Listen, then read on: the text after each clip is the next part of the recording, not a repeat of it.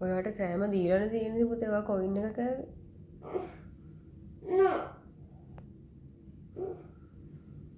දැන් මොකද්ද වෙන්න ඕනේ ඔයාට? ලංකාවට කොහොමද යන්නේ? කොයින් කෑම අපිට යන්නත් නෑ ඔයා නිසා.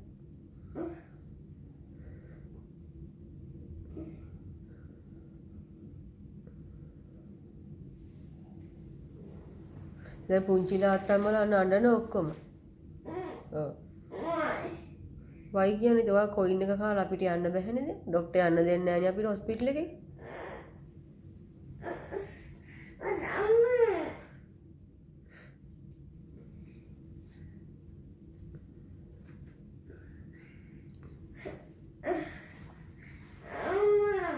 Hey.